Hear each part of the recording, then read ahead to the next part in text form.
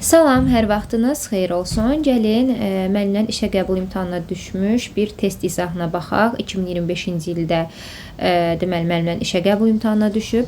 A qram misiya SO4 vurulsun 5 mol su, yəni bu birləşmə suda tam həll edilir və bu zaman 8%li məhlul alınır. 100 qram su əlavə etdikdə isə 6,4%li yeni məhlul alınır. A-nı müəyyən edin. Burada misiya SO4-ün də kütləsini verməli idi. 160 və misiya SO4 vurulsun 5 mol suyun da kütləsi edir 250. Deməli, 8%li məhlul almışıq. Biz bilirik ki, omega bərabərdir nə? Həll olan bölünmüş məhlul vurulmuş 100. Elə. İndi burada həll olanımızı tam bilmirik. Niyə? Çünki A qram verir. Fikir verin. Kristal hidratı bütün verir. Və biz bilirik ki, kristal hidratın içərisindəki duz yuxarıda olmalıdır. O zaman gəlin duzu oradan ayıraq. A qram kristal hidratımda bilmirəm. X qram duz var. Yəni misiya SO4 var. Normalda kristal hidratımın kütləsi nə qədərdir? 250 qram. Onun içərisində nə qədər duz var? 160 qram. Oradan X-i tapıram. 0,64 A.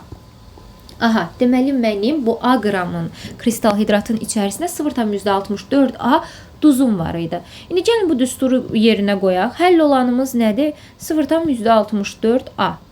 Məhlulumuz nədir? A qram kristal hidrat var, amma biz onu suda həll etmişik. Tutaq ki, X qramda su var, bilmirik.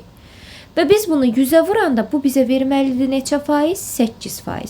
Bu ifadəni biz həll etsək, baxın bu ifadəni həll edəsək, oradan biz deməli suyu da tapa bilərik. X-i alarıq neçə? Hesablasaq. X-i alacağıq 7A. Suyu da artıq A ilə ifadə etdik. Deməli, bizim məhlulumuz nəymiş? Baxın, bu hesablamanı həll edəndə X bərabərdir 7A cavabını alırıq.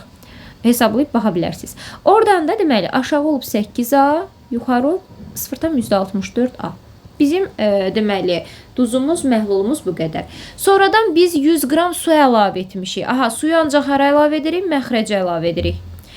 Vururuq 100-ə, alırıq neçə? 6,4%li məhlul. Vəssalam. Buradan da A-nı çox rahat şəkildə tapa bilərik. Hesablasaq, A-nı buradan alacağıq 50. Yəni düzgün cavab olacaq B variantı.